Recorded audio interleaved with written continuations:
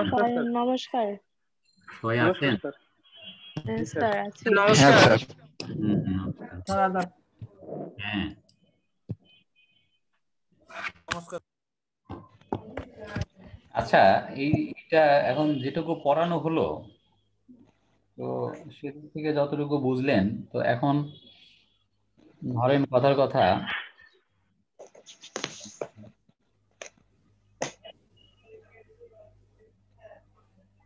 একটা অঙ্ক দেই দেখি, এটা লেখেন।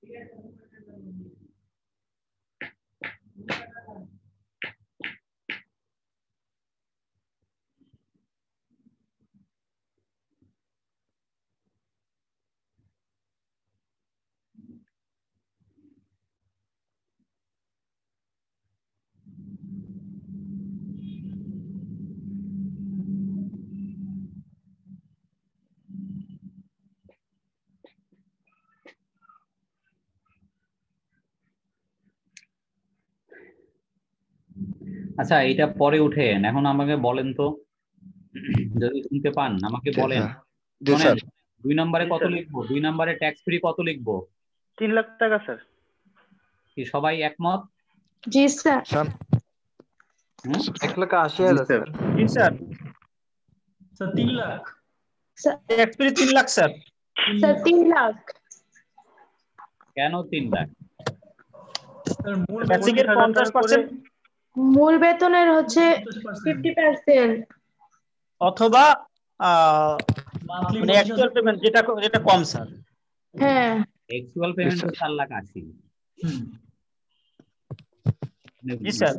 গুছিয়ে জি স্যার। বলতে পারেন না। জি স্যার, ঠিক আছে, কিন্তু পারলেন না। স্যার মূল বেতনের 50% অথবা মান্থলি 25,000 করে টোটাল 3 লাখ এবং অ্যাকচুয়ালি ইনভেস্টমেন্ট হাউস রেন্টের যেটা লোয়ার। হ্যাঁ, তিনটার ভিতরে যেটা লোয়েস্ট। জি স্যার। তিনটা জি কি? স্যার। তিনটা কি কি? তিনটা ফিগার কি কি? একটা ফিগার হলো 3,60,000, 3 লাখ, ফিগার হলো 3 লাখ, আর একটা ফিগার হচ্ছে 4,80,000। 4,80,000। তিনটার মধ্যে যেটা লোয়েস্ট, জি হুম স্যার। একটা হলো 7,20,000 অর্ধেকে আসে 3,60,000, অথবা 3 লাখ। 3 লাখ মানে মাসে 25,000 আর কি, অথবা সে যেটা পায় তাকে যেটা দেয়া হয় 4,80,000। তিনটার ভিতরে যেটা লোয়েস্ট। এখন বলেন 3 নম্বরে কত লিখবো? 30,000 স্যার। 30,000 স্যার। 30,000 স্যার। 30,000।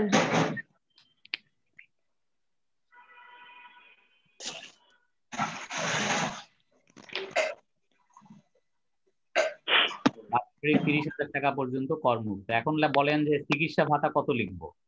72,000 স্যার। 72,000। বেসিকের 10%, জি স্যার। অথবা 1,20,000, অথবা 96,000। তিনটার ভিতরে যেটা লোয়েস্ট।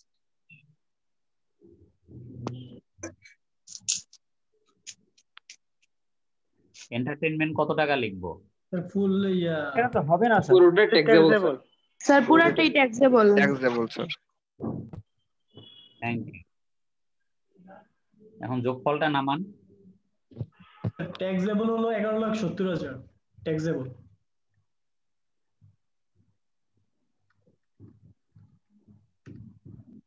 নন ট্যাক্সেবল, ট্যাক্স ফ্রি?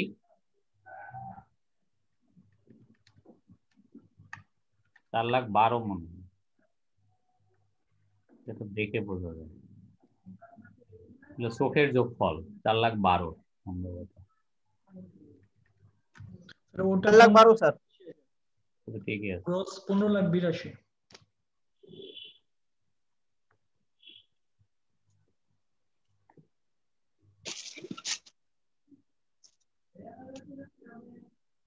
ঠিক আছে,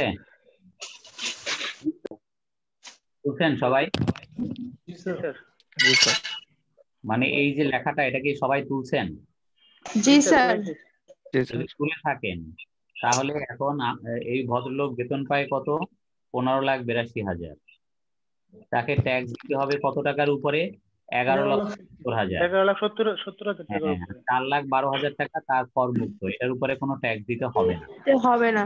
তার মানে তার মোট বেতন যদিও 15,82,000, কিন্তু তাকে করযোগ্য বেতন হচ্ছে তার 11,70,000। আপনাদের মধ্যে কি কেউ আছেন যে 11,70,000 টাকার উপরে কত টাকা কর হয় এটা বের করতে পারবেন? জি স্যার, পারবো স্যার। করেন।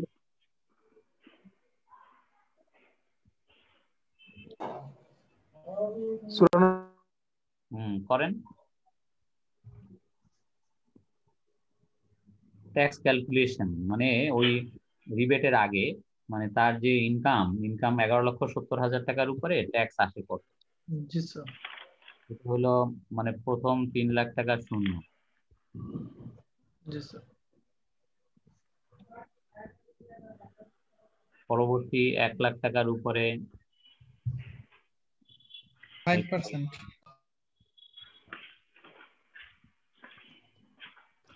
পরবর্তী 3 লাখ টাকার উপরে 10%,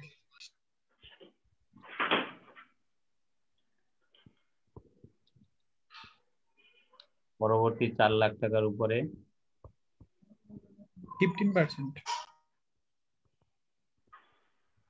পরবর্তী 70-এর উপর 20%। আচ্ছা, টোটাল কত ইনকাম? 11,00,000। 11,70,000 স্যার। 11,70,000 স্যার।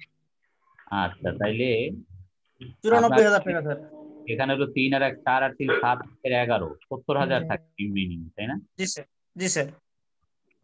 এটার উপরে 20%। 14,000। 1,09,000। 1,09,000 টাকা স্যার। 1,09,000 আসে ট্যাক্স।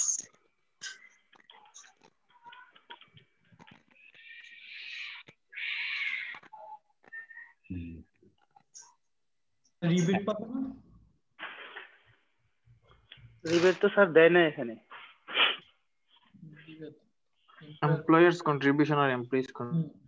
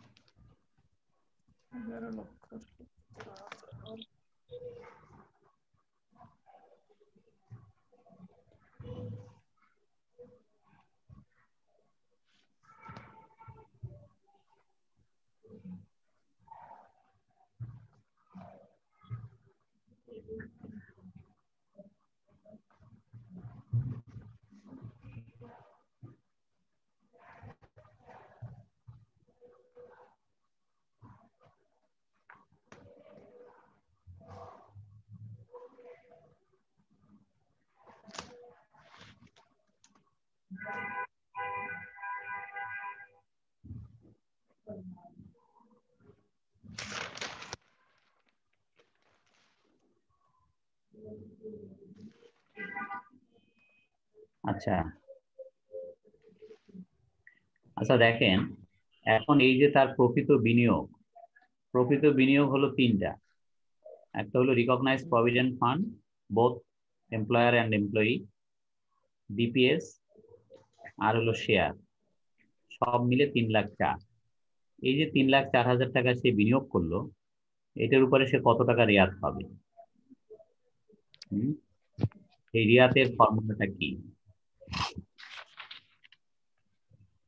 25% of taxable income তো একটু কম হবে স্যার। এটা একটু কম হচ্ছে। আমি কি পরের স্লাইডে যাব নাকি আপনারা লেখাটা তুলতেছেন? তোলা হয়েছে। তোলা শেষ। আর পূর্বের লেখাটা স্যার, উঠাইতে তোলা পারি নাই, শেষ। একটু বাকি আছে। Just screenshot. দেখেন। স্যার লিখছি। আচ্ছা দেখেন,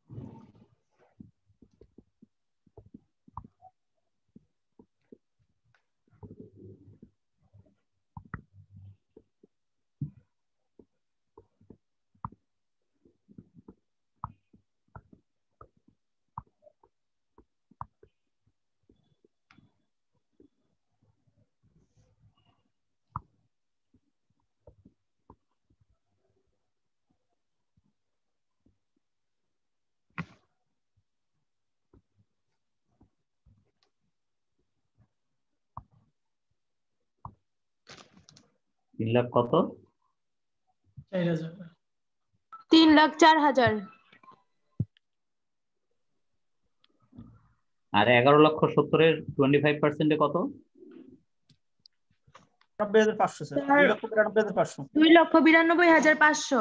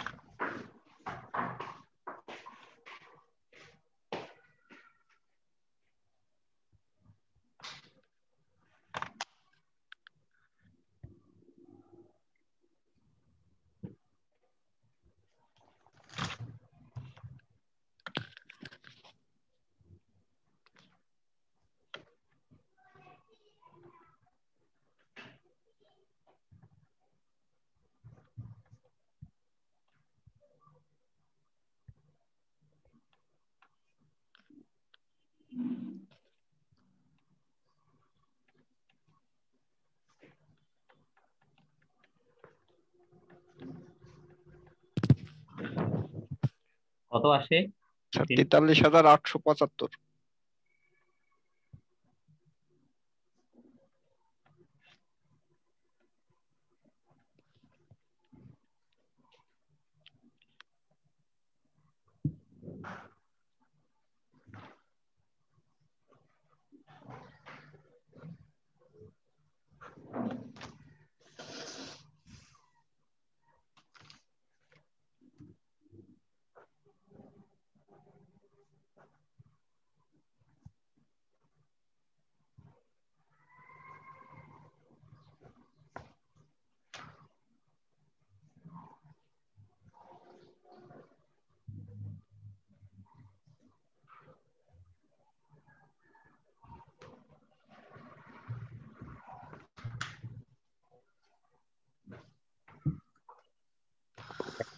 ট্যাক্স আসছিল কত? 1,09,000 স্যার।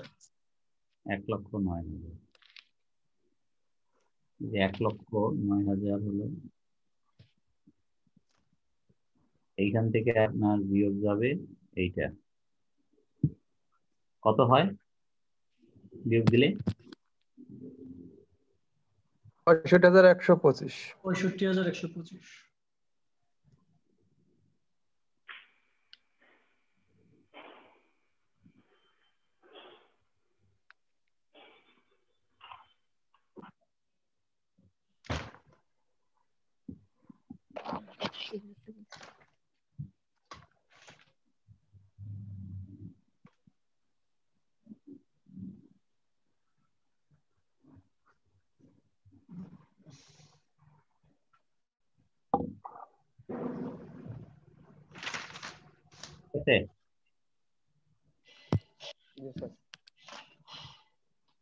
দেখেন, যদি বুঝতে না পারেন আপনি লেখেন বা উঠান, যাই করেন করেন, তারপরে যদি কোনো প্রশ্ন থাকে করেন। তবে একটা উত্তর দিয়ে দিই, এইখানে 15% কেন করলাম? 15% যেহেতু তার ইনকাম 11,70,000, এবং 11,70,000 যেহেতু 15 লাখের মধ্যে, 15 লাখের মধ্যে, এই জন্য 15। আর 15 লাখ টাকার উপরে ইনকাম হলে এটা কিন্তু 15 জায়গায় 10 হতো।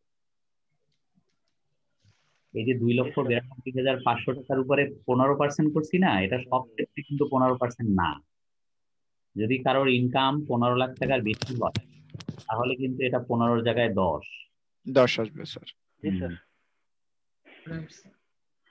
আচ্ছা, আর একটা কথা বলেন তো, এখন যদি এই ভদ্রলোকের, যে ভদ্রলোকের অঙ্ক দিলাম, এই কিন্তু ভদ্রলোক, ভদ্র মহিলা না, ভদ্র মহিলা কিন্তু আবার 3 জায়গায় 3.5 লাখ টাকা হইতো স্যার। 3.5 লাখ দিব। ভদ্রলোকের যদি 6 কোটি টাকা সম্পদ থাকে, নিট সম্পদ 6 কোটি, সারচার্জ আসবে স্যার সারচার্জ তাহলে 7,000 আসবে। 10% স্যার।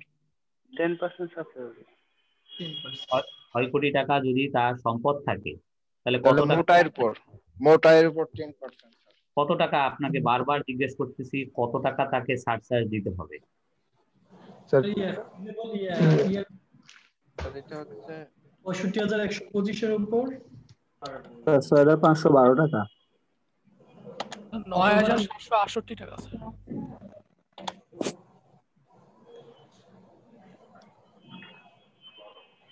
এই ভদ্রলোকের যদি 6 কোটি টাকার সম্পদ থাকে তাহলে তাকে সারচার্জ দিতে হবে। এটা ছিল আপনাদের প্রতি আমার কোশ্চেন। জি স্যার। উত্তরটা কত টাকা হবে? 6,513 টাকা। 513 হয় নাই। 9,768। 1,70,000 স্যার। 9,768। স্যার মিনিমাম সারচার্জ দিতে হবে, মিনিমাম। হয় নাই, মিনিমাম সারচার্জ দিতে হবে, হয় নাই। 16,350 স্যার। 16,350 টাকা। না, 16,350 হয় নাই, হয় নাই। এত জোরে 9,768। এই ছেলেটাই কারে, কোন ছেলে বলতেছে বারবার 9,000 কত জানি, ওই ছেলেটারটা কারে, কিন্তু তার কথা ভোটে টিকতেছে না। বড় বড় গলা সব, মানে যেগুলো ভুল গলা ওইগুলো বড় বড় গলা। আর যে ঠিক করছে তার গলা ছোট। মানে সারচার্জ হবে 15%, 65,125 টাকা, 15%। কারণ 5 কোটি টাকা থেকে 10 কোটি টাকার মধ্যে হলো 15%। জি স্যার। গেল, এটা আসে কত? 9,000 769 টাকা। এরকম। হ্যাঁ স্যার।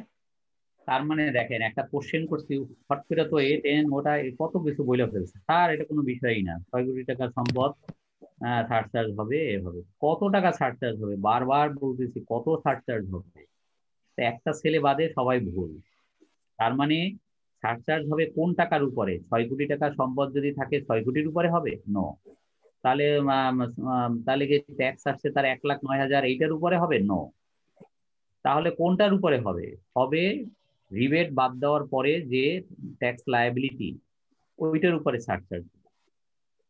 রিবেট বাদ দেওয়ার রিবেট বাদ দেওয়ার পরে, হ্যাঁ, রিবেট বাদ দেওয়ার পরে যে ট্যাক্স, এইটার উপরে পার্সেন্টেজটা অ্যাপ্লাই হবে। এখন যদি এমন হয় যে লেস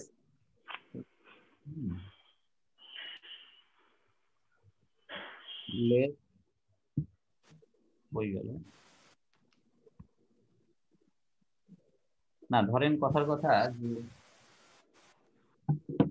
তার ট্যাক্স আসছে কত, 65,125। এখন ভালো কথা যে less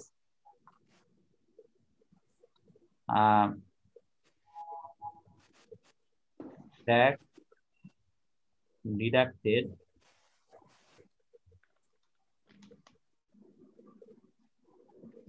and debited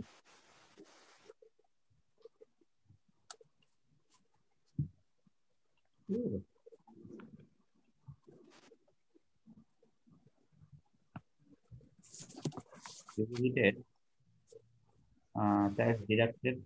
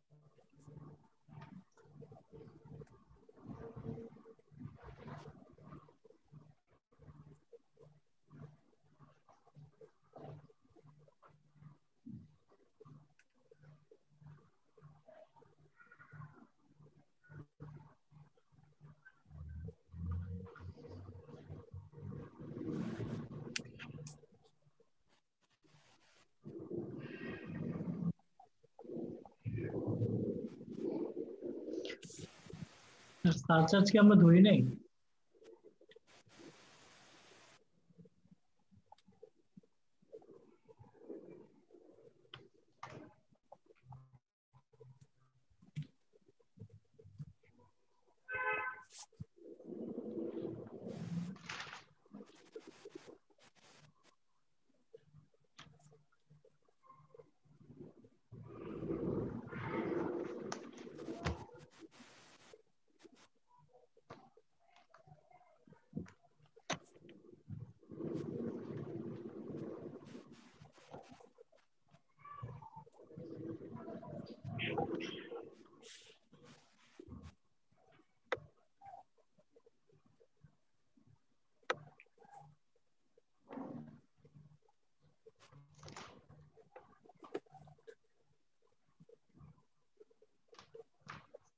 $3,000 net surcharge 3,000।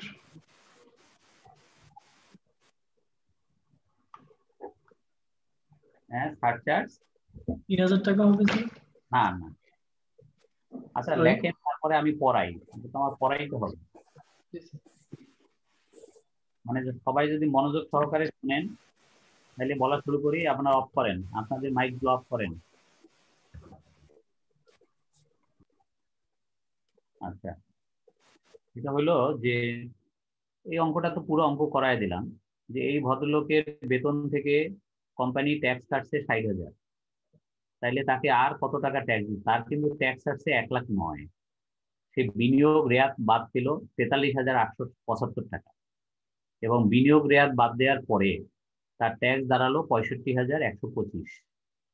এখন সে যখন রিটার্ন দাখিল করবে তখন দেখা গেল কোম্পানি তার কাছ থেকে অলরেডি প্রতি মাসে 5,000 টাকা করে ইনকাম ট্যাক্স কেটে রাখছে বেতন দেওয়ার সময়। তাহলে বছরে 60,000 টাকা কেটে রাখছে। তার মানে এখন রিটার্ন দাখিল করার সময় তাকে আর কত টাকা ট্যাক্স দিতে হবে, দিয়ে রিটার্ন সাবমিট করতে হবে? মাত্র 5,125 টাকা, কারণ 60,000 টাকা তো অলরেডি দেয়া আছে। তো আর যদি তার সম্পদ হয় 6 কোটি, তাহলে তাকে কত টাকা সারচার্জ দিতে হবে? এই যে সারচার্জ যে আমি ক্যালকুলেশন করব, সেটা কোন টাকার উপরে আমি করব? 15% বুঝলাম, 6 কোটি যেহেতু 15% হবে, 5 কোটি 5,125 টাকা স্যার। হ্যাঁ, 5,125 টাকার উপর। না না, হয় নাই 65,125 এর উপরে। না না, এটা হবে আপনার 9,000। যে অঙ্ক আপনাকে করা এই অঙ্ক পুরোটাই কারেক্ট। 9,769 টাকা হবে সারচার্জ। তাকে ট্যাক্স দিতে হবে 5,125, আর সারচার্জ দিতে হবে 9,769। দুইটার ওইটা একটা যোগ চিহ্ন দিছি, দেখছেন? জি স্যার। ওই দুইটা যোগ করে তাকে চালান করে জমা দিতে হবে রিটার্ন দাখিলের সময়। তার ট্যাক্স কিন্তু এখন দিতে হচ্ছে ভার্চুয়ালি 5,125, কিন্তু তার ট্যাক্স কিন্তু 65,125। তো সুতরাং আপনি যে 15% করবেন, কোনটার 15%? 1,09,000 টাকার 15%, না 65,125-এর 15%, না 5,125 টাকার 50%? 15%, না 65,125 তাহলে এটার উত্তর কি? ফর্মুলা কি হচ্ছে? ইনভেস্টমেন্ট রিবেট বাদ দেওয়ার পরে যে ট্যাক্স, সেটার উপরে এই সারচার্জের পার্সেন্টেজটা হবে। জি স্যার।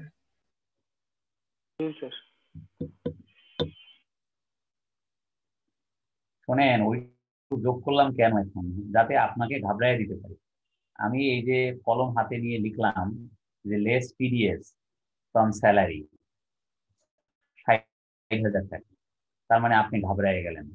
তারপরে নেট ট্যাক্স লায়াবিলিটি আসতো 5,125, তাহলে আমি 15% এখন কোনটার উপরে করব?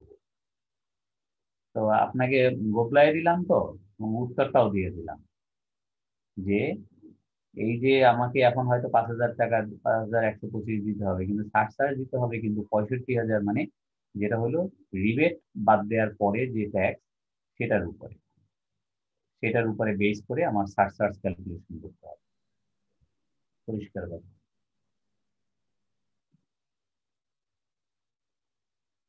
ঠিক আছে? জি স্যার। তাহলে একটা পুরো অঙ্ক করায় দিলাম। তো এটা তো শেষ হলো।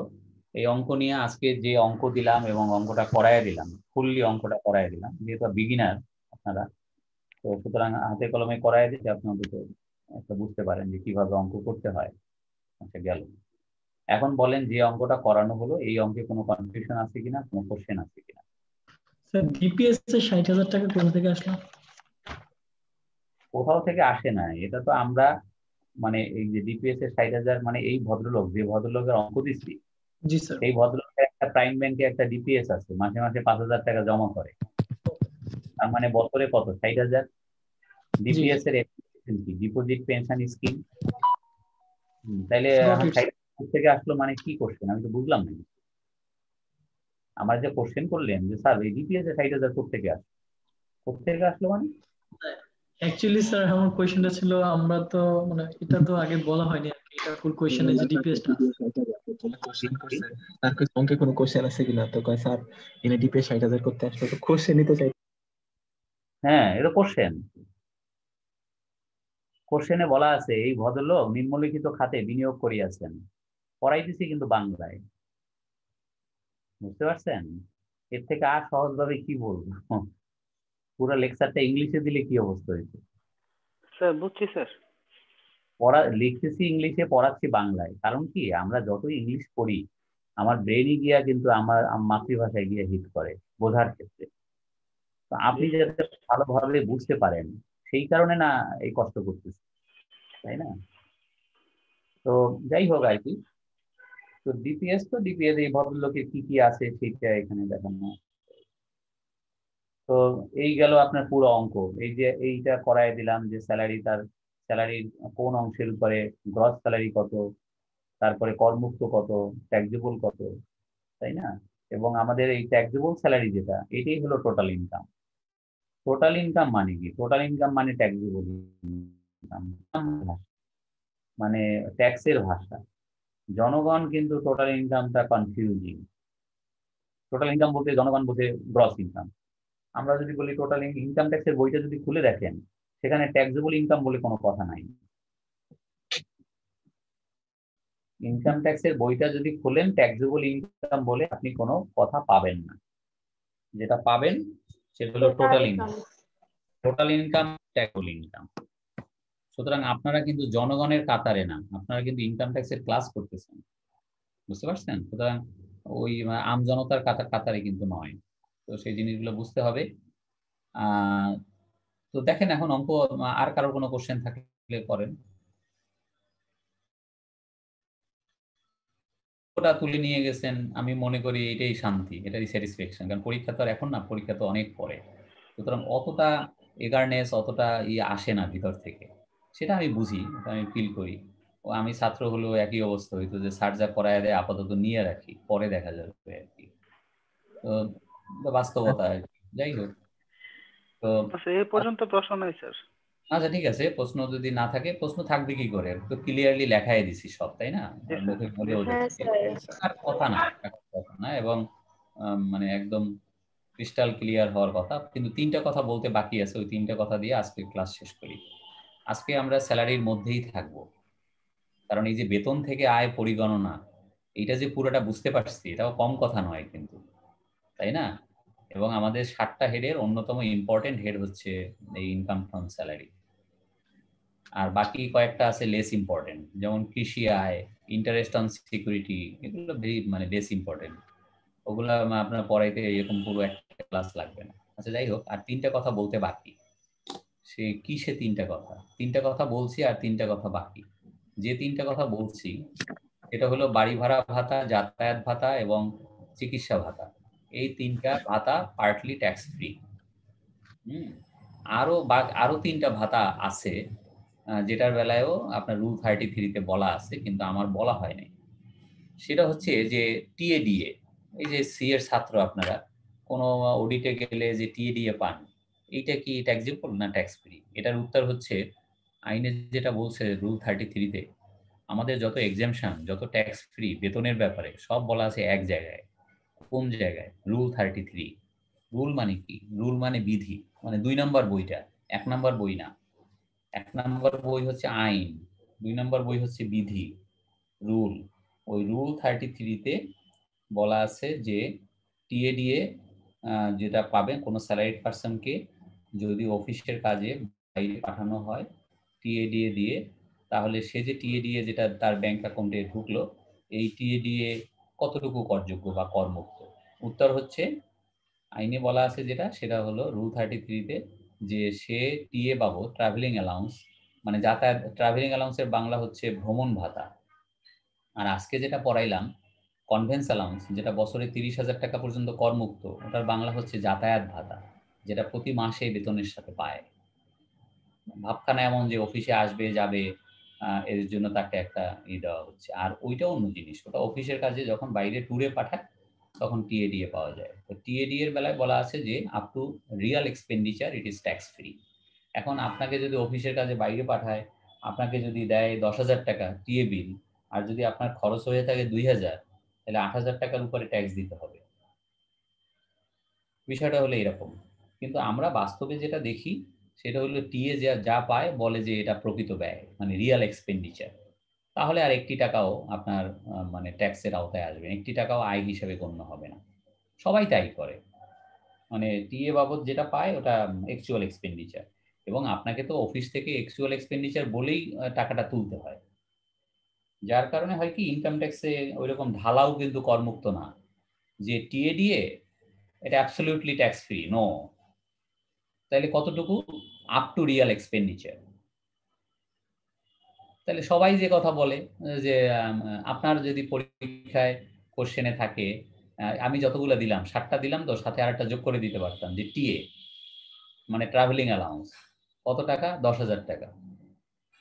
এইটা আপনাকে একটা, আপনি কিন্তু ট্যাক্স ফ্রি করবেন ফুললি, পুরোটাই আপনার মাঝখানের কলামে চলে আসবে ট্যাক্স ফ্রি, আর নিচে একটা নোট দিতে হবে যে আই অ্যাসিউম বা অ্যাজাম্পশন করলাম যে মানে এই টিএ বাবদ সে যেটা পেয়েছে এটা fully spend for travel purpose, respective travel purpose. তার মানে সে যে ভ্রমণ ভাতা যেটা পেল সেটা তার প্রকৃত ভ্রমণ ব্যয় হিসাবে গণ্য করা হলো, ফলে এটা সম্পূর্ণ করমুক্ত। এটা গেল 1 নাম্বার, মানে যে 3টা খুব কথা বলতে বাকি তার একটা বললাম আর কি। 2 নাম্বার কথা হলো আপনার এলএফএ। এলএফএ মানে হলো লিভ ফেয়ার অ্যাসিস্ট্যান্স। তো লিভ ফেয়ার অ্যাসিস্ট্যান্স এটা যারা চাকরি করে তা অনেক কোম্পানিতেই কিন্তু এলএফএ দেয়, যদি তার জব এগ্রিমেন্টে বলা থাকে যে সে এলএফএ এন্টাইটেল। তো লিভ ফেয়ারের অ্যাসিস্ট্যান্স মানে কি? লিভ বানান কি? লিভ বানান হলো LEAVE, লিভ মানে হলো ছুটি। আর ফেয়ার বানান কি? ফেয়ার বানান হলো FARE, ফেয়ার মানে ভাড়া, পথ খরচ, কক্সবাজার যাওয়ার পথ খরচ, রিটার্ন টিকিট। অ্যাসিস্ট্যান্স, অ্যাসিস্ট্যান্স হলো সহায়তা, LFA, লিভ ফেয়ার অ্যাসিস্ট্যান্স।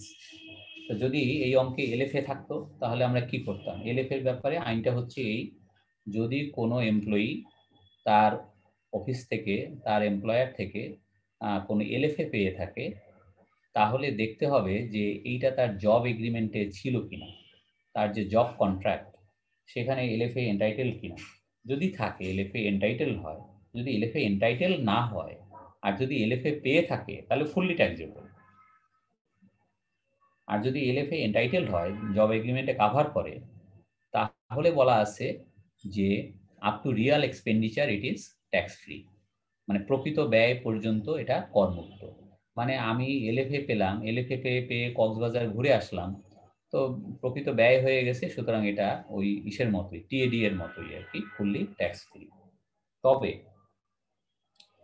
তবে এইখানে বলা হচ্ছে যে দেশে ভ্রমণের ক্ষেত্রে, যদি আমি দেশের মধ্যে ভ্রমণ করি, কক্সবাজার যাই, রাঙামাটি যাই, তাহলে মানে কোনো কথা নাই, বছরে একটা ট্যাক্স ফ্রি, এটার বেলায় কোনো নাই, মানে কোনো লাগাম টেনে ধরা নাই। কিন্তু বিদেশে যাওয়ার ক্ষেত্রে বলা আছে প্রতি 1 বছর পর পর বিদেশে এলএফএ নিয়ে বিদেশে যাওয়া যাবে।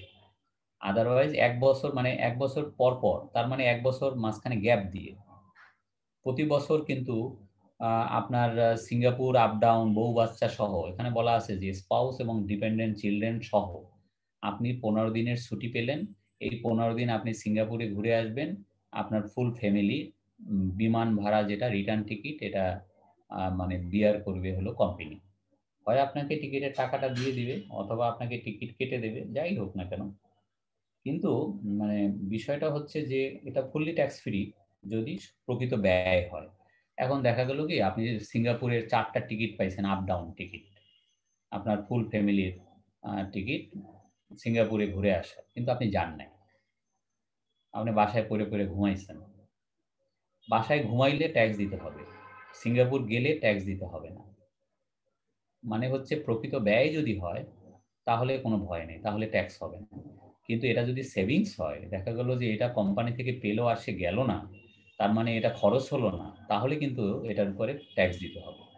আর বিদেশের বেলায় যেটা হয় সেটা হলো প্রতি বছর বিদেশে যেতে নাই। আমাকে সিঙ্গাপুর পাঠাইছে, ভালো কথা, ঘুরে আসছি, পরের বছর আবার ব্যাংককের রিটার্ন টিকিট দিচ্ছে, এটাতে যায়েন না, গেলে কিন্তু মরছেন। কারণ ওই 1 বছর অন্তর অন্তর বিদেশে, একবার যাবেন সিঙ্গাপুর, পরের বার রাঙামাটি, এর পরের বার যাবেন ব্যাংকক, এর পরের বার কক্সবাজার। বুঝাইতে পারছি? একবার দেশ একবার বিদেশ, একবার দেশ একবার বিদেশ, একবার দেশ একবার বিদেশ, তাইলে আপনি বেঁচে গেলেন। মানে আইন যা, আইন জেনে যদি চাকরি করেন তাইলে কিন্তু আপনার ভয় নাই, বুঝতে পারছেন? তো এই হচ্ছে বিষয়, এই হলো এলএফএ। এটা গেল 2 নাম্বার, যে 3টা কথা বলে আজকে পড়ানো শেষ করব, তার 2 নাম্বার কথা হলো এলএফএ। এলএফএ যদি আপনি পান, এন্টাইটেল হন, তাহলে সেটা প্রকৃত ব্যয় পর্যন্ত বাংলাদেশে ভিতরে ভ্রমণের ক্ষেত্রে প্রতি বছর আপনি এটা ব্যবহার করতে পারবেন, আপনাকে ট্যাক্স দিতে হবে না যদি প্রকৃত ব্যয় হয়। আর বিদেশের বেলায় কিন্তু 1 বছর পর পর, প্রতি বছর নয়। এই হচ্ছে বিষয়টা আর কি। আর থার্ড যেটা, সেটা বলে শেষ করি, তারপর আপনি কোশ্চেন আহ্বান করব। যে 3টা নতুন করে বললাম সেই 3টার বেলায় কোনো কোশ্চেন আছে কিনা এটা আমি মানে ফ্লোর ওপেন করে দেব।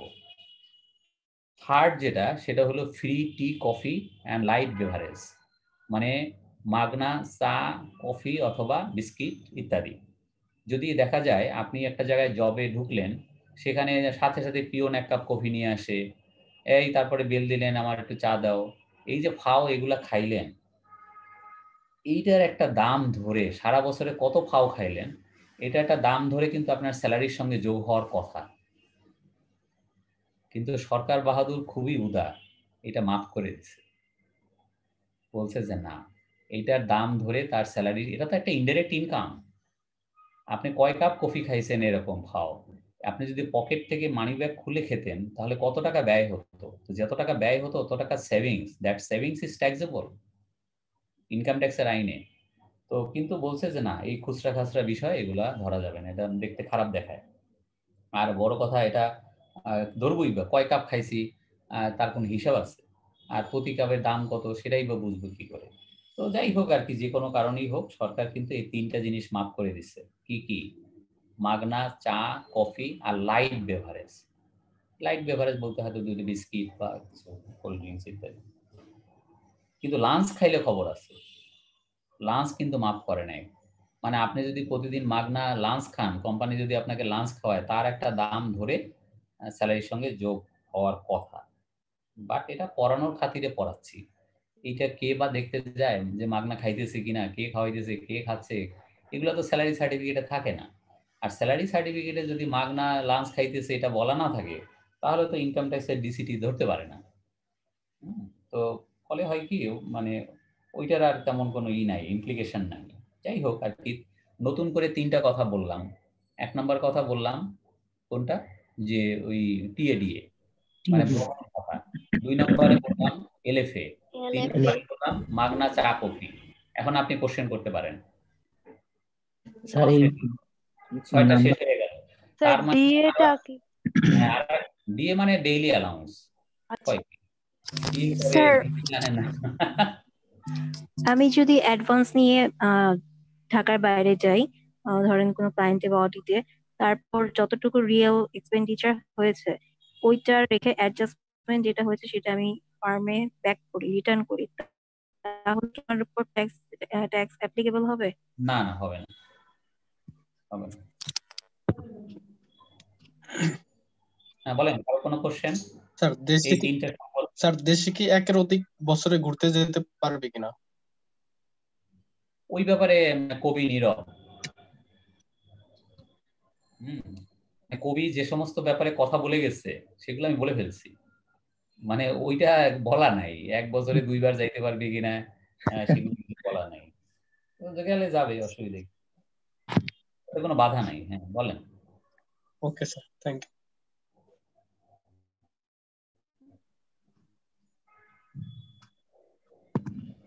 স্যার দেশের বাইরে ট্রাভেলিং এর সময় এক্সপেন্সের প্রুফ লাগবে নাকি?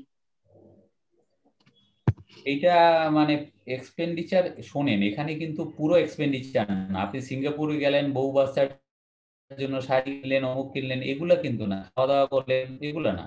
Plane fare. আমি বানান করে করে পড়াইছি কেন? ফেয়ার বানান কি? FARE। ফেয়ার মানে শুধু পথ খরচ। পথ খরচটা কোম্পানি বহন করছে, সুতরাং ওইটার উপরে ট্যাক্স হবে, এই আর কি। মানে ট্যাক্স হবে কি হবে না যদি প্রকৃত ব্যয় হয়। আর যদি আপনি টিকিটটা বিক্রি করে দেন, ওই রকম রিটার্ন টিকিট পাইছেন অফিস থেকে 4টা, আপনাকে বলছে ঘুরে আসেন, তো আপনি ভাবলেন যে এবারে যাব না, আমি এই টিকিটগুলো বিক্রি করে দেবো, ট্রাভেল এজেন্ট যে থেকে কিনছে ওরা বিক্রি করে দেবো, তো ট্যাক্স দিতে হবে। এই আর কি, ঠিক আছে। স্যার 3 নাম্বার টপিক হলো ওই চা কফি বা সফট ড্রিঙ্কস খেলে দিতে হবে না, কিন্তু লাঞ্চ নিলে দিতে হবে স্যার। ওইটার ব্যাপারে কিভাবে স্যার ওটা কাউন্ট করা হবে? আর লাঞ্চের এই বিলটা কি আমার অ্যানুয়ালি ভাবে আমার স্যালারির সঙ্গে অ্যাডজাস্ট করে দেওয়া হবে? শোনেন, এগুলো পড়ানোর খাতিরে পড়াচ্ছি, আর বাস্তবতা কি তাও বলছি। দুইটাই তো শুনছেন। আর খোলসা করে কি বলবো? সবকিছু তো খোলসা করতে পারি না,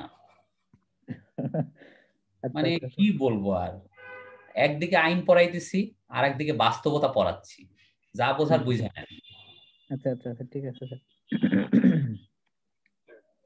স্যার আর প্রথমে যে 3টা কথা বলছিলেন, একটা হচ্ছে বাড়ি ভাড়া, একটা যাতায়াত ভাড়া, আর একটা ভাড়ার কথা স্যার বলছিলেন, ওটা একটু যদি রিপিট করতেন। বাড়ি ভাড়া ভাতা, যাতায়াত ভাতা, আর চিকিৎসা ভাতা। বুঝতে পারছেন? এই 3টা ভাতা, আর এর সাথে এখন পড়াইলাম 3টা, এই 6টা। এর বাইরে সবকিছু taxable. Entertainment, children education allowance অথবা হ্যাং ট্যাং, তো নামে সে পাবে, সবকিছু ফুললি ট্যাক্সেবল, কোনো মাপ নাই।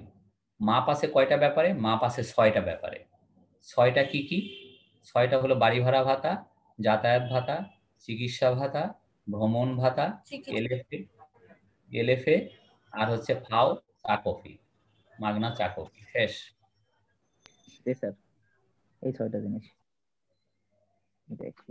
এবং এই 6টার বাইরে যদি আমাকে কোনো কোশ্চেন করেন, স্যার কোনো এমপ্লয়ি যদি অমুক ভাতা পায়, তমুক ভাতা পায়, এটা কি ট্যাক্স হবে? আরে বাবা, উত্তর তো অবশ্যই হবে। 6টার বাইরে সবই ট্যাক্স, ওই 6টার বাইরে ফুললি ট্যাক্সেবল। ভ্রমণ ভাতার ক্ষেত্রে কি স্যার নোটটা ইম্পর্টেন্ট না স্যার? আমার ক্ষেত্রে কোনটা ইম্পর্টেন্ট? নোট স্যার নিচে নোট বলে দিব যে হ্যাঁ হ্যাঁ, ভ্রমণ ভাতা তো কন্ডিশনাল, যে up to real expenditure it is full মানে exempted up to real expenditure. এখন আপনার কোশ্চেনে আসলো ভ্রমণ ভাতা, আপনি এখন কি করবেন? এটা তো আইনে বলে নাই যে ভ্রমণ ভাতা কমপ্লিটলি ট্যাক্স ফ্রি, তা তো বলে নাই। আপনি ভ্রমণ ভাতা পাইছেন 10,000, খরচ করছেন 2,000, বাঁচাইছেন 8,000, তো ভ্রমণ ভাতা যদি বেঁচে যায় তাহলে ওই যেটুকু বাঁচছে ওইটুকুর উপরে ট্যাক্স দিতে হবে। যদিও আজ পর্যন্ত একজনও পাই নাই যে কেউ বলছে যে আমার খরচ কম হয়েছে।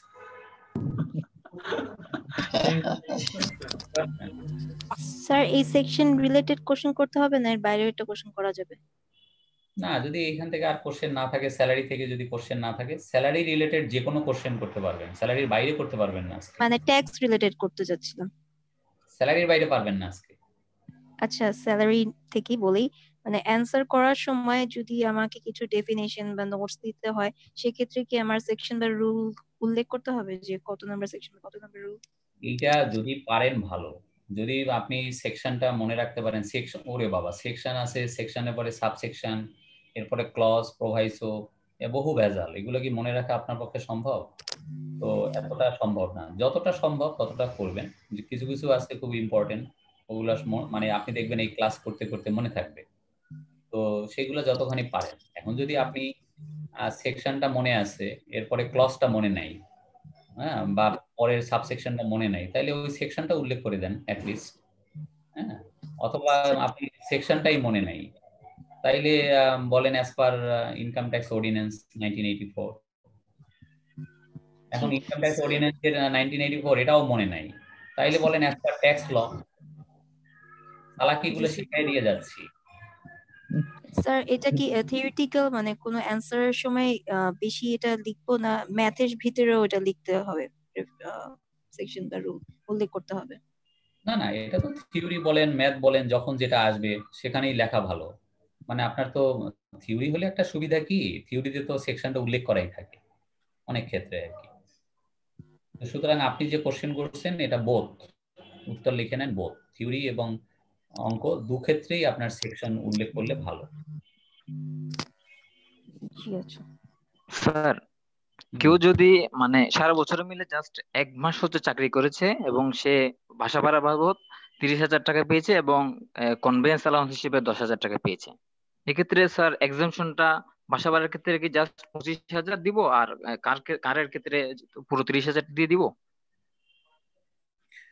মানে এখানে মাসিক 25,000 টাকা পর্যন্ত বাড়ি ভাড়া করমুক্ত, চাকরি করছে 1 মাস, তো মানে সে বাড়ি ভাড়া ভাতা পাইছে কত 30,000, তাহলে তাকে 5,000 টাকার উপরে ট্যাক্স দিতে হবে, 25,000 টাকা করমুক্ত। আর যাতায়াত ভাতা পাইছে কত 1 মাসে? 10,000। 10,000 ফুললি ট্যাক্স ফ্রি, কারণ 30,000 হলো ট্যাক্স ফ্রি বাৎসরিক।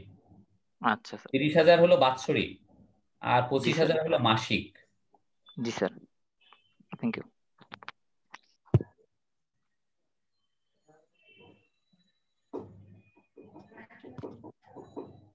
আর কোনো কোশ্চেন? ঠিক আছে, তাহলে কোশ্চেন না থাকলে আজকে আমরা স্যালারিটা শেষ করলাম এবং ভালোভাবেই শেষ করলাম আশা করি। তো আগামীতে যে 60টা হেড শেষ করার পরে আমরা কিন্তু ওই যে 60টা হেড মিলে কিন্তু অঙ্ক করব,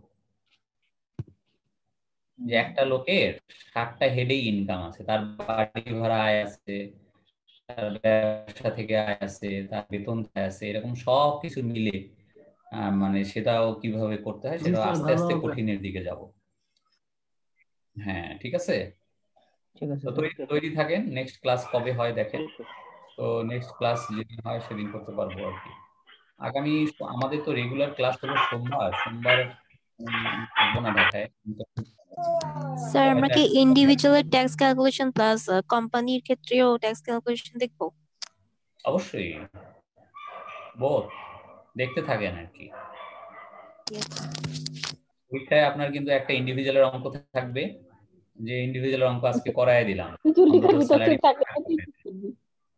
আর একটা কোম্পানির অঙ্ক থাকবে, বুঝতে পারছেন? স্যার এত কমপ্লিকেটেড বিষয় স্যার ইজিলি বোঝানোর জন্য ধন্যবাদ স্যার।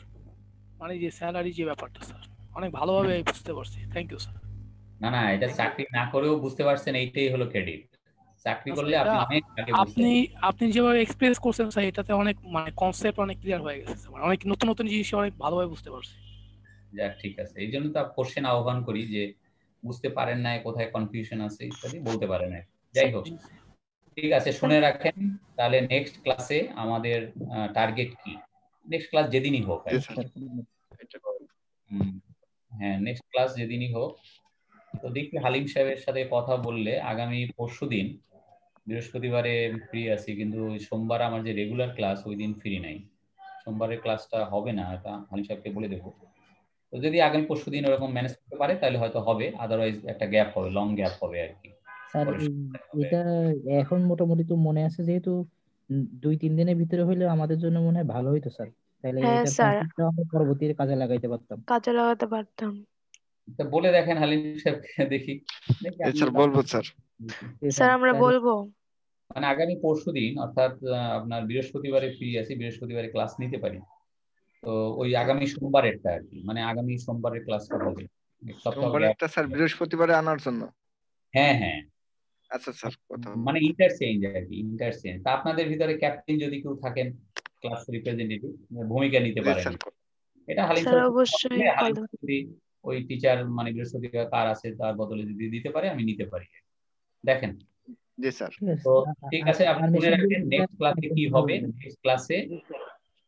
নেক্সট ক্লাসে দুইটা বা তিনটা, মানে আমাদের সময় খুলে তিনটা হেড আবার স্যার যদি একটু বলে দিতেন স্যার। লিখে রাখেন তাহলে ভালো হতো। হ্যাঁ, interest on security, house property আর ক্যাপিটাল গেইন, আরে সরি এগ্রিকালচারাল ইনকাম। কালকে তিনটা শেষ করা হবে, পরশুদিন যদি ক্লাস পাই। 7টা হেডের একটা শেষ হলো, আগামী ক্লাসে শেষ হবে তিনটা, ছোট ছোট তিনটা। কোন তিনটা? Interest on security, house property আর এগ্রিকালচার। এর ভিতরে এই তিনটার ভিতরে এগ্রিকালচার আর ইন্টারেস্ট অন সিকিউরিটি অত ইম্পর্টেন্ট না, কিন্তু ওই যে house property sir. Okay sir, okay, thank you, সবাই ভালো থাকেন। যদি পরশুদিন ক্লাস হয় তাহলে পরশুদিন দেখা হবে। ওকে ওকে স্যার, নমস্কার। নমস্কার স্যার, ভালো থাকবেন স্যার। স্যার ভালো থাকবেন। ওকে, ধন্যবাদ স্যার।